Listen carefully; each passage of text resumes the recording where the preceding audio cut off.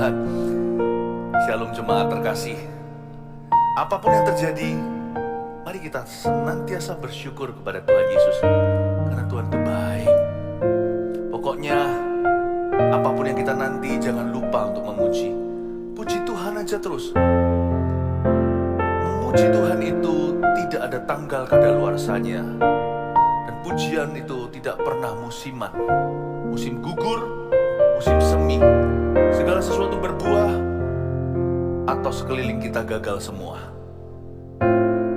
Apapun musim hidup ini, jangan lupa bahwa memuji Tuhan itu gak pernah salah. Memuji Tuhan itu kekal sifatnya. Sampai nanti di sorga kita akan terus memuji Tuhan soalnya. Memuji Tuhan itu adalah sebuah kenikmatan yang sorgawi. Makanya itu sekarang saya ingin melengkapi Anda dengan roh puji-pujian, untuk menemani Anda menanti apapun yang Tuhan janjikan, untuk mengurapi jemaat dalam masa penantian. Apa yang Anda tunggu sekarang? Tanah Kanaan setiap orang beda-beda. Apa yang Tuhan janjikan yang belum digenapi? Saya yakin Tuhan tidak pernah ingin menunda. Tapi kalau kita sekarang diuji, kita kejepit di tengah, kita gak tahu harus apa, puji Tuhan dulu, nanti Anda akan tahu. Hati kita akan tahu sendiri harus berbuat apa dalam segala situasi. Saya berikan judul firman yang saya mau bagikan sederhana, simple. Judulnya begini, memuji hingga yang baik terjadi. Saya ulangi, memuji hingga yang baik terjadi. Udah pokoknya puji Tuhan saja sampai yang baik kejadian. Sebelum terjadi terus puji, sesudah terjadi terus puji Tuhan. Mazmur 138. Memuji hingga yang baik terjadi. Ayat 1 dari Daud. Aku hendak bersyukur kepadamu dengan segenap hatiku. Di hadapan para Allah aku akan bermazmur bagimu. Aku hendak sujud ke arah bait-Mu yang kudus dan memuji namamu. Oleh karena kasih-Mu dan oleh karena setia-Mu, sebab Kau buat namamu dan janji-Mu melebihi segala sesuatu. Pada hari aku berseru, Engkau pun menjawab aku. Engkau menambahkan kekuatan dalam jiwaku.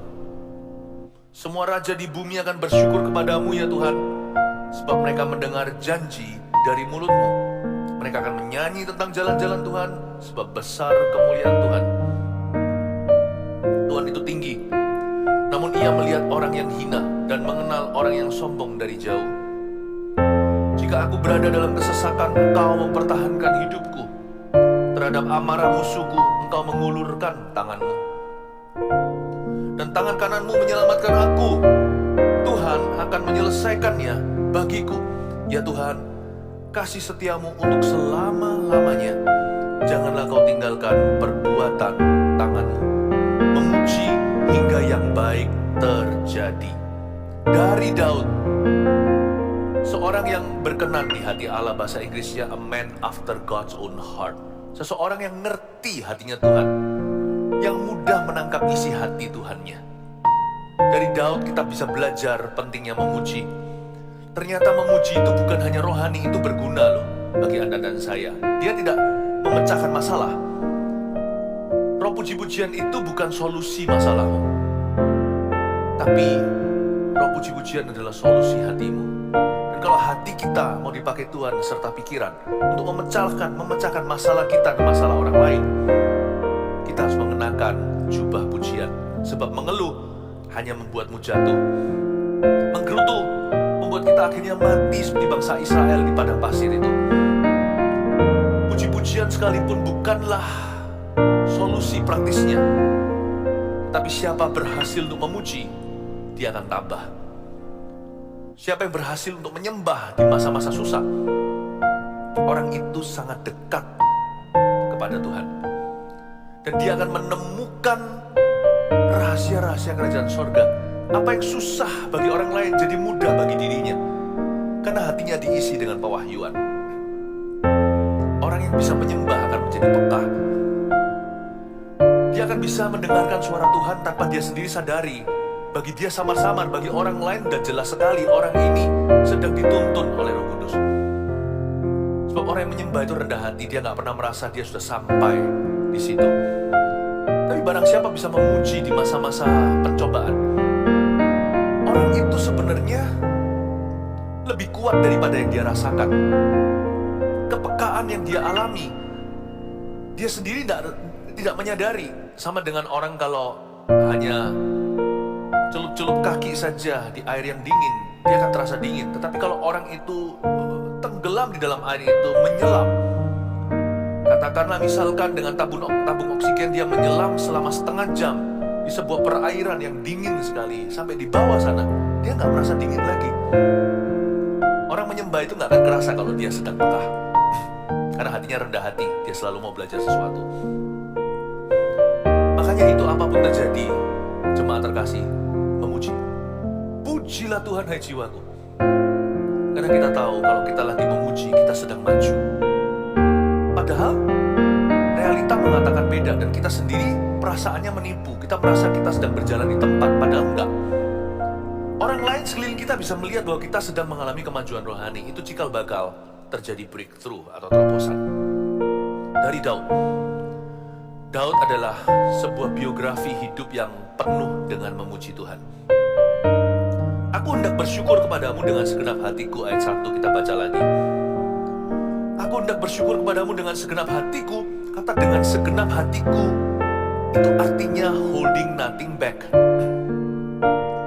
Tidak menahan-nahan, tidak sungkan-sungkan, tidak hemat-hemat dalam ekspresi menyembah, tidak takut apa kata manusia, tidak peduli kanan kirinya. Kata dengan segenap hati itu bukan hati doang. Kalau saya ngomong sama satu orang nih, saya bicara begini, aku mencintaimu dengan segenap hati, itu berarti saya rela kasih nyawa. Jangankan hanya harta atau memberi waktu. Kalau saya cinta anak-anak saya beri segalanya. Tetapi takarannya adalah hati. Kita belum memberikan bukti. Nanti di dalam kehidupan sehari-hari kita belum menunjukkan, kita belum menunjukkan manifestasi ketaatan. Kita belum memberikan segala-galanya pada Tuhan. Tapi orang yang bisa memuji Tuhan dengan segenap hati akan memberikan pada Yesus segala sesuatu. Orang yang bisa menyembah dengan segenap jiwa, orang itu tidak akan perhitungan dengan Allahnya. Makanya pujian itu Tuhan bertata di atasnya. Karena pujian itu ujian. Jadi kalau orang memuji Tuhannya itu asal-asalan, itu orang hidupnya pasti setengah-setengah sama Tuhan.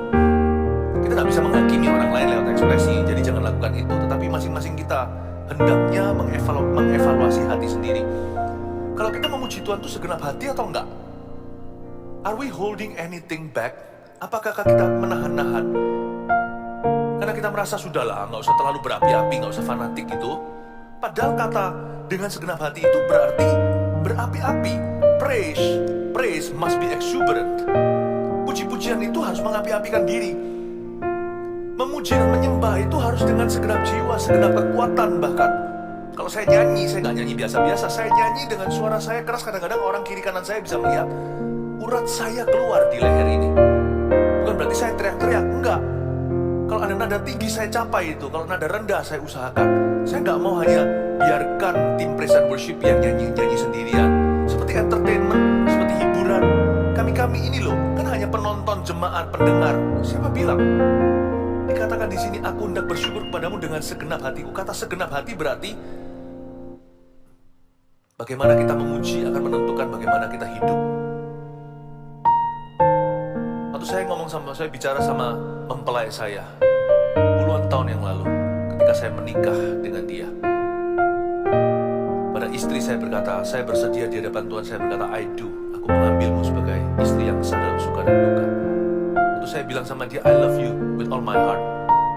Aku mencintaimu dengan segenap hatiku, itu berarti saya siap mati untuk dia.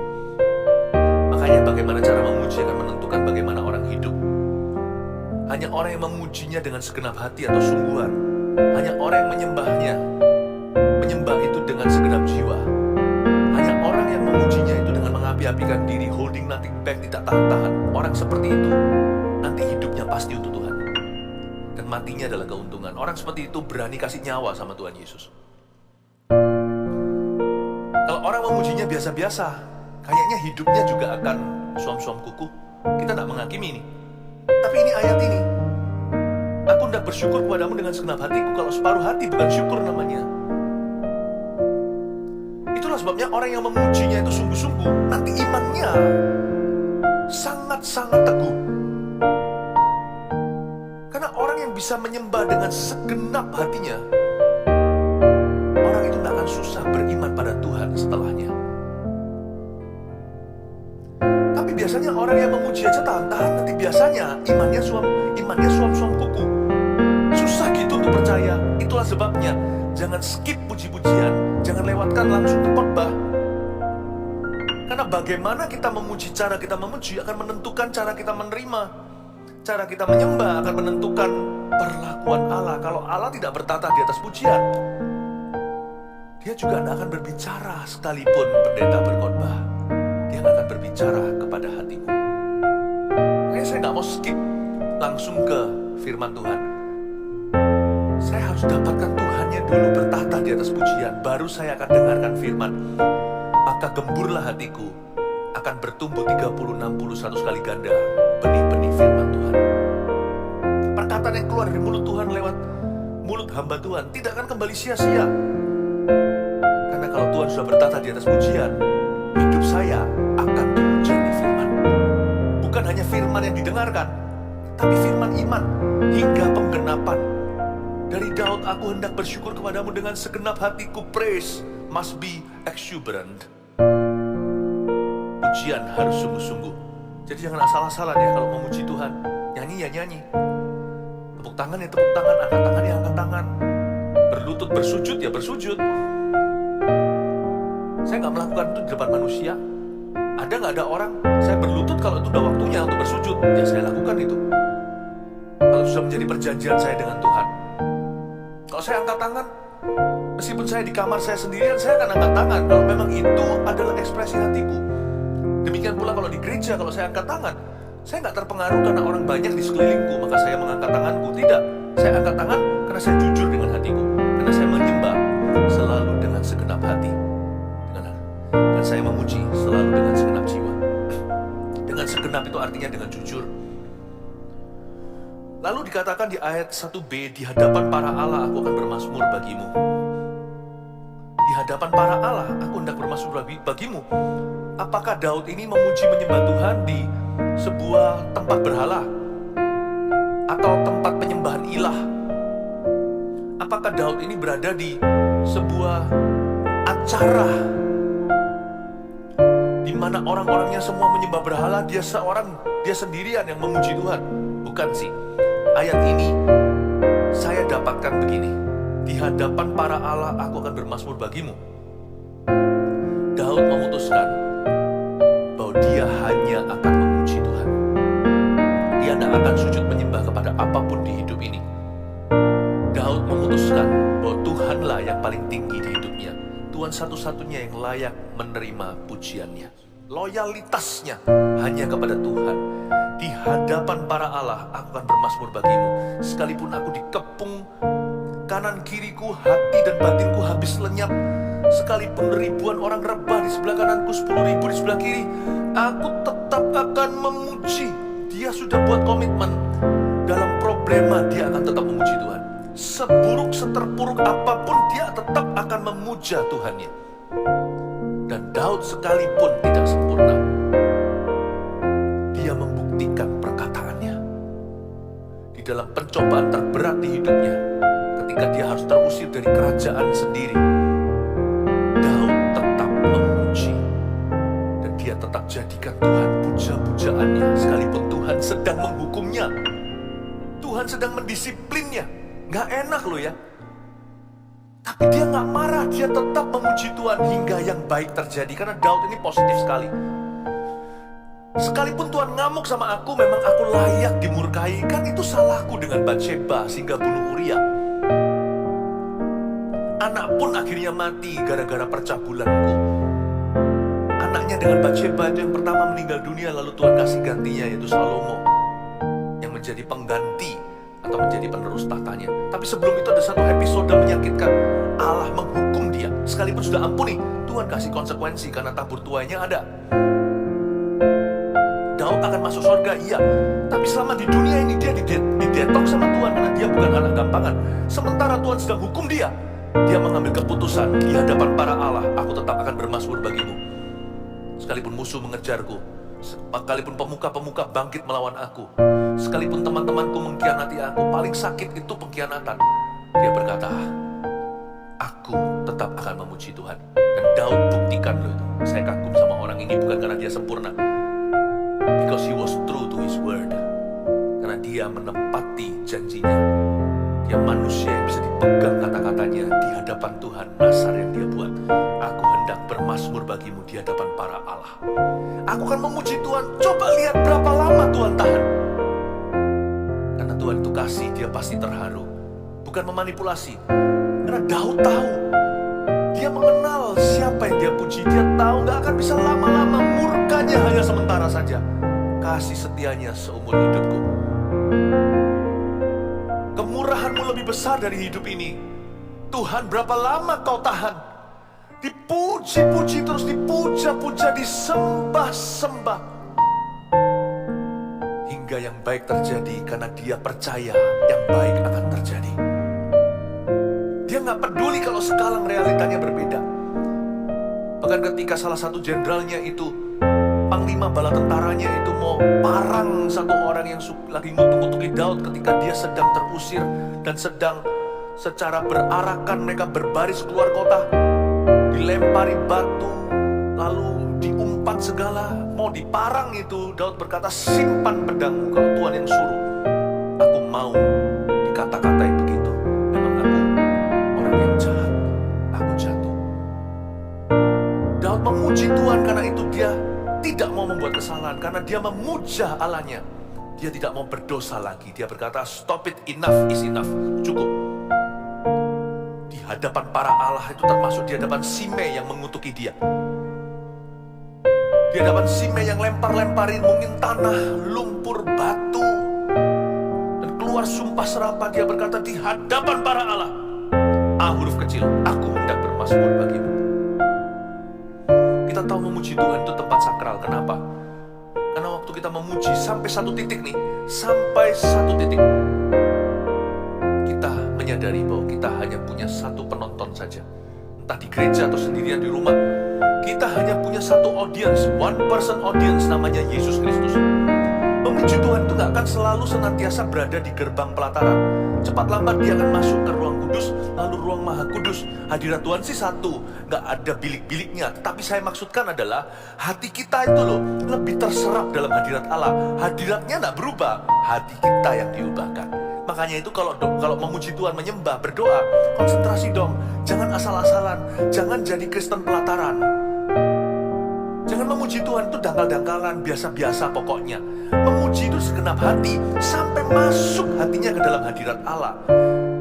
Dan kita memuji itu menanti sampai yang baik terjadi. Pokoknya kita yakin kalau kita masuk hadirat Tuhan begini, kita tidak akan pernah keluar tangan hampa. Bukan berarti kita minta sesuatu atau motivasi, tetapi boleh kita berhak percaya bahwa orang yang mencari Tuhan akan menemukannya. Satu titik, kita tak akan berhenti di pelataran, kita akan sujud ke arah bait yang kudus. Lama-lama kita masuk beneran. Ketika hati kita arahkan untuk memuji, kita akan masuk ke dalam hadirat Allah. Dan kita akan menyadari di titik mana, di kilometer berapa, setelah berapa menit kemudian, kita tidak tahu kapan, tapi hati kita seperti diangkat, seperti di rapture, seperti terjadi pengangkatan hati. Dan kita masuk ke dalam sebuah ruangan yang bukan ruangan sama sekali. Sebuah kesadaran bahwa Tuhan Yesus satu-satunya audiensku. Dimana kalau kita di tempat itu, di hadirat demikian, kita merasakan bahwa everything else, segala sesuatu di hidup ini adalah idol atau ilah. Dulunya kita banggakan waktu kita memuji Tuhan, kita berkata, ya ampun, gitu aja kok gua banggain. Tuhan, Kau lah yang kumuliakan. Tiba-tiba mendadak segala sesuatu di sekeliling kita itu jadi bayang-bayang. Yang kita anggap penting jadi gak penting sama sekali. Yang kita anggap musuh, kita bisa mengasihi di hadirat Allah. Kita bisa doa syafaat untuk orang-orang yang mengutuki kita. Kita bisa memberkati mereka yang berbuat jahat. Aneh ya, hati itu berubah di dalam hadiratnya. At a certain point, di titik tertentu, hati kita tahu bahwa Yesus satu satu-satunya yang berharga. Dan segala sesuatu di hidup ini, termasuk yang kita hargai, berubah menjadi bayangan. Hal-hal yang kita pegangin terus sebagai ganti Yesus, kita di poin tertentu menyadari hal-hal itu ternyata adalah berhala di hidupku. Memuji Tuhan itu mencipta kesadaran akan Tuhan dan membuat Tuhan semakin nyata, dunia semakin sirna. Dan itu mempengaruhi cara kita nanti keluar dari ruang doa. Kita dipenuhi Roh Kudus untuk menghadapi segala perkara. Mata kita sudah berubah, ada salib di tengah-tengahnya. Telinga kita berubah, ada salib di rongganya. Mulut kita berubah, ada salib di lidah kita. Tangan kita berubah, seperti tangan berlubang paku melekat padanya. Apapun yang kita pegang, ada nilai kekalnya. Memuji itu mengubah orang. Mengubah. Praise changes the one who praises. Pujian tidak mengubah dia yang kita puji, karena dia kekal. Dia abadi, dia Alfa Omega. Dia tidak berubah selama-lamanya, dia sudah mulia, sempurna, dia lengkap. Pujian itu mengubah kita yang memuji Tuhan. Aku hendak sujud ke arah bait-Mu ayat 2, yang kudus dan memuji nama-Mu, oleh karena kasih-Mu dan oleh karena setia-Mu, sebab Kau buat nama-Mu dan janji-Mu melebihi segala sesuatu. Ayat kedua B menjelaskan pada kita bahwa kita tidak memuji kosongan. Memuji kosongan itu apa? Pujian kita itu not an empty adoration, bukanlah pengagungan yang hampa. When we praise with reasons. Waktu kita memuji Tuhan dengan alasan. Alasan memuji apa? Dijelaskan lewat kata yang dimulai dengan oleh karena. Ya, aku memuji nama-Mu, sujud ke arah bait-Mu ayat 2, lalu ayat 2b, oleh karena kasih-Mu dan oleh karena setia-Mu, sebab Kau buat nama-Mu dan janji-Mu melebihi segala sesuatu. Paling tidak ada 4 alasan untuk memuji Tuhan. Yang pertama di sini oleh karena kasih-Mu. Kasih-Mu, love. Kita memuji Tuhan karena agape love. Kita memuji Tuhan untuk punya satu fondasi. Alasan yang paling mendasar memuji Tuhan ketika tidak ada mujizat terjadi dalam hidupmu, tidak ada berkat, kita harus tarik benangnya ke Kalvari. Kasih Tuhan tertinggi dinyatakan dengan mengutus anaknya yang tunggal mati bagi orang berdosa seperti Anda dan saya. Kasih itu tidak pernah kadaluarsa. Sekalipun sekarang doa kita belum dijawab, yang baik belum nampak terjadi di depan mata, tanda-tandanya pun belum ada titik terang di dalam pergumulan masalah kita. Tapi memuji itu selalu benar dan dibenarkan, karena memuji itu langsung koneksinya ke Kalvari. Kita memuji karena agape love of God, karena kasih agape Allah. Dan kita memuji karena kasih itu sempurna. Waktu Yesus di atas kayu salib, dia berkata, My work is finished, it is finished, sudah selesai ya Bapa. Kita memuji Tuhan sekalipun belum mengalami keajaiban hari ini, tapi kita bisa merayakan keajaiban yang sudah terjadi, bahwa semua berkat itu sudah dibeli, termasuk keselamatan, berkat tertinggi. Mujizat terbesar adalah keselamatan jiwa kita, itu pun sudah lunas terbayar. Agape love itu bukan hanya cetusan, itu sudah ada buktinya. Kasih Allahku sungguh telah terbukti ketika Dia serahkan anaknya. Kasih Allah mau berkorban bagi kau dan aku. Tak ada kasih seperti kasih-Mu. Bersyukur, bersyukur, bersyukurlah, bersyukur karena kasih setia-Mu. Ku sembah, ku sembah, ku sembah dan ku sembah. Selama hidupku ku sembah Kau Tuhan.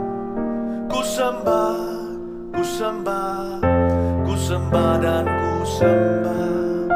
Selama hidupku ku sembah Kau Tuhan. Kenapa pujian penyembahan itu penuh dan mengandung kuasa? Karena kita sedang memproklamasikan segala sesuatu yang sudah Tuhan selesai kerjakan. Sehingga ketika kita dengung-dengungkan itu untuk mengundang kuasa Allah kembali bekerja, karena sudah terbayar lunas, bukan? Makanya itu ketika di penjara Paulus dan Silas menyanyikan kidung pujian, gempa bumi bukan karena mereka ekspektasi begini, tapi karena Tuhan, tanda kutip, tidak tahan mendengarkan mereka mengaku-ngakui kebesarannya, sedangkan hambanya ada di penjara. Tuhan bebaskan mereka. Waktu Tuhan dipuji-puji, dan mungkin mereka menaikkan syukur betapa Tuhan itu dahsyat, itu mengundang kuasa yang dahsyat itu turun segera. Gempa bumi, lepaslah semua engsel-engsel penjara. Yang lebih hebat dari itu, kepala penjara dan seisi rumahnya bertobat terima Yesus. Memuji Tuhan itu landasannya kasih. Agape, the finished work of Christ on the cross. Pekerjaan Yesus yang sudah selesai di atas kayu salib di Kalvari. Selain itu, karena setiamu. Setia di sini bicara tentang karakter Allah yang tidak pernah berubah. Jangan memuji Tuhan itu bergantung sikon atau keadaan. Memuji Tuhan itu berdasarkan karakternya yang tidak pernah berubah. Sekalipun kita belum mengalami keajaiban, Tuhan tidak berubah, Dia tetap ajaib. Sekalipun sekarang yang kita butuhkan belum diberikan, Tuhan tetap adalah Yehovah Jireh, Allah yang memelihara. Dialah yang menyediakan. Ketika kita memuji, justru penyediaan itu diberi, bukan sebaliknya ketika kita mengeluh. Kalau kita mengeluh ya, dapat penyediaan, itu bisa jadi kutukan loh. Orang Israel menggerutu, minta apa? Minta burung puyuh. Dikasih nggak? Dikasih. Satu orang makan sampai dagingnya itu keluar dari hidung, menjijikan.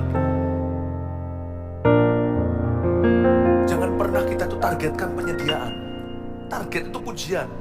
Penyediaan Allah dalam hidup kita itu target Tuhan. Karena setianya, puji Dia. Saya belum sembuh, Dia tetap Yehovah Rafa. Dia adalah Allah penyembuh kita.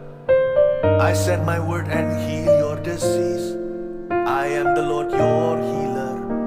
Kau berfirman dan sembuhkanku. Engkau Tuhan penyembuhku. Padahal masih sakit tuh. Kau berfirman dan sembuhkanku. Engkau Tuhan penyembuhku. Tetaplah kita memuji Tuhan karena karakternya itu patut dipuji. Selain itu, kau buat namamu dan janjimu melebihi segala sesuatu. Berikutnya adalah namanya. Ada apa pada nama? Pada nama ada asosiasi. Pada nama ada memori, bahkan trauma. Contohnya, ada orang tertentu kalau setiap kali dengar kata ayah, itu trauma karena pernah dilecehkan waktu kecil. Sayangnya, di dunia ini itu realita. Ada juga papa-papa yang buruk yang pukul anaknya tanpa sebab. Ada juga yang bahkan melecehkan secara seksual darah dagingnya sendiri. Orang yang sudah pernah mengalami begini kalau nggak dipulihkan beneran, kalau bukan kuasa Roh Kudus membebaskan, orang itu akan trauma setiap kali disebut, setiap kali dia mendengar kata ayah. Apalagi nama bapaknya, langsung ketakutan. Sebagian anak bisa sampai pipis berdiri karena dipukuli. Setiap kali dia lihat papanya atau dengar suaranya atau bahkan mamanya berkata, "Mama beritahu papa ya," langsung dia ngompol di celana. Nama itu bisa ada trauma karena otak kita itu bekerja lewat asosiasi. Puji-pujian itu luar biasa feelingnya. Karena Tuhan tuh gak memberi kita trauma. Setiap kita memuji Tuhan dan menceritakan perbuatan dan kebaikannya, setiap kita memuja namanya, otak, segenap tubuh, hati, jiwa, perasaan, akal budi kita langsung mengeluarkan zat-zat sorga, membuat kita penuh dengan Roh Kudus, penuh dengan hadiratnya, penuh dengan firman-Nya, bahkan penuh dengan kuasa-Nya. Sebab kau buat namamu dan janjimu melebihi segala sesuatu. Janjimu juga, sebenarnya puji-pujian itu adalah firman yang dilakukan. Sadarkah Anda? Sekalipun bukan firman yang langsung dari Alkitab, banyak yang digubah oleh penciptanya. Lirik-liriknya itu kreatif sekali, tapi semua diinspirasi lewat firman Tuhan. Puji-pujian itu banyak firman, at least kalau nggak harafiah langsung dari halaman Alkitab, dipengaruhi dengan pengertian-pengertian firman, dilakukan. Jadi sebenarnya memuji Tuhan itu sangat kaya protein rohani. lagu pujian, kita sedang nyanyi firman. Kita menyanyikan firman. Ada banyak cara untuk belajar. Ada orang tertentu belajar lewat lagu atau nyanyian. Ada beberapa orang belajar bahasa baru itu lewat lagu. Papa saya bisa bahasa Inggris padahal nggak pernah sekolah luar negeri. Anak desa, apalagi orang-orang zaman dulu ya kan, langsung muda-muda udah kerja, harus menjadi tulang punggung keluarga. Ayah saya itu belajar Inggris dari lagu-lagu lama. Dan dari situ menangkap grammar, kosakata, susunan kalimat. Ketika dinyanyikan, lebih mudah diingat, lebih gampang dipelajari. Ada insting-insting yang tanpa harus belajar teori, kita ngerti, oh grammarnya begini, bisa tebak sendiri. Kenapa begitu? Bisa disambung-sambungin karena nyanyi waktu lewat lagu. Otak kita meresponi, seluruh tubuh kita itu gampang memori. Makanya memuji Tuhan itu kaya kuasa, penuh dengan power. Because you are actually singing the word of God. Kita sedang menyanyikan firman Tuhan. Isn't that wonderful? Saya kasih sebuah ide ya bagi GMS Live. Why not? Rajin-rajin langsung aja ambil liriknya dari Mazmur, laguin. Karena waktu jadi Alkitab, melodinya hilang, hanya liriknya. Sekarang tambahkan melodinya. Tuhan yang sama yang kasih mereka lagu itu, Tuhan akan memberimu melodinya. Why not? Ketika kita menyanyikan lagu-lagu pujian, kita sedang menyanyikan kuasa firman. Lihat ayat berikutnya, ayat 3. Pada hari aku berseru, Engkau pun menjawab aku. Engkau menambahkan kekuatan dalam jiwaku. Semua raja di bumi akan bersyukur kepadamu ya Tuhan. Lupakan raja-raja. Ini hanya ilustrasi saja. Kenapa kok semua raja akan bersyukur? Kenapa kok kekuatan ada dalam jiwa? Sebab mereka, ayat 4b, mendengar janji dari mulutmu. Ketika kita menyanyikan lagu pujian, kita sedang mendengungkan janji-janji Tuhan pakai melodi lagi yang gampang memori. Mereka akan menyanyi tentang jalan-jalan Tuhan, sebab besar kemuliaan Tuhan. Nomor 1, saya kasih 3 poin sederhana untuk Anda catat sebagai referensi lagi dan lagi ketika kita mulai malas atau ketika kita lupa untuk memuji. Yang pertama, memuji Tuhan. Memuji hingga yang baik terjadi. Itu apa yang baik yang bisa terjadi? Lihat ini. 1, memuji hingga jiwa kita dikuatkan. Itulah sebabnya jangan berhenti memuji Tuhan. Dan jangan berhenti memuji Tuhan. Setiap kali Anda sedang memujanya, teruskan sampai jebol dalam jiwa kita. Saya selalu punya satu pepatah yang saya pegang untuk diri sendiri. Saya nggak akan keluar dari ruang saat teduh saya sampai terjadi kelepasan damai sejahtera. Kenapa jiwa kita dikuatkan? Karena kita mendengar janji dari mulutmu ya Tuhan. Lewat lagu pujian dari mulutku. Pujian itu lucu. Kita nyanyi, tapi kita dengar suara Tuhan. Siapa bilang alat pujian itu mulut? Alat pujian itu mulut dan telinga. Ketika kita memuji, telinga kita mendengar. Jadi mulut kita yang mengucapkan janji Tuhan, tapi telinga kita mendengarnya bukan sebagai suara kita. Telinga kita mendengarnya sebagai suara Tuhan yang bicara directly atau secara langsung. Aneh ya, memuji itu kan pakai mulut kita. Coba tadi kalau saya nyanyi Yesus, Yesus Tuhan, ini kan suara saya. Tapi telinga saya mendengarnya beda. Saya mendengarkan Roh Kudus berbicara. Makanya raja berdiri dan bersyukur kepadamu karena mereka mendengar janji dari mulutmu. Kenapa pujian itu kekuatan? Karena orang yang memuji Tuhan, jiwanya dikuatkan. Memuji Tuhan, orang yang memuji Tuhan, dia mendengarkan janji Tuhan dinyanyikan. Memuji hingga jiwa kita dikuatkan. Ayat 6, Tuhan itu tinggi, namun ia melihat orang yang hina dan mengenal orang yang sombong dari jauh. Lihat ya, Tuhan itu tinggi, lalu dia lihat orang hina dan dia lihat orang sombong. Ingat ayatnya, jangan menyombongkan diri, karena Tuhan akan merendahkan orang yang menyombongkan diri. Tapi Tuhan akan meninggikan orang yang merendahkan dirinya di hadapan Tuhan. Yang kedua, apa maksudnya memuji hingga yang baik terjadi? Poin berikutnya adalah memuji hingga hidup kita ditinggikan. Bukan berarti kita mencari peninggian loh ya. Kalau kita memuji Tuhan itu ada maunya, bukan. Karena memang itulah intisari pujian. Pujian itu meninggikan Tuhan. Setuju? Sebenarnya memuji Tuhan itu artinya merendahkan diri di bawah tangan Tuhan yang kuat. Seperti surat Petrus katakan begitu. Orang yang sedang memuji Tuhan itu sedang merendahkan hati. Dan orang yang merendahkan diri di bawah tangan yang Tuhan yang kuat, Tuhan akan meninggikannya. Bila kau yang membuka pintu, tak ada satupun dapat menutupnya. Bila kau yang mengangkat aku, tiada yang dapat merendahkanku. Ketika kita memuji Tuhan, sebenarnya kita sedang merendahkan hati dan merendahkan diri kita di bawah tangan Tuhan yang kuat untuk ditinggikan. Memuji itu bukan mencari peninggian diri sendiri. Memuji itu meninggikan Tuhan. Makanya itu teruslah memuji Tuhan dan teruslah merendahkan hati hingga Tuhan meninggikan. Dan ketika Tuhan meninggikan Anda, suatu hari promosi tidak datang dari barat atau timur, kiri dan kanan. Promosi itu datangnya dari atas, yaitu dari Tuhan. Ketika ditinggikan, tetaplah memuji Tuhan. Memuji hingga yang baik terjadi. Jangan berhenti memuji. Terus saja puji Tuhan sampai hidupmu diperhatikan, sampai hidupmu diubahkan, sampai hidupmu mengalami peninggian Tuhan. Amin.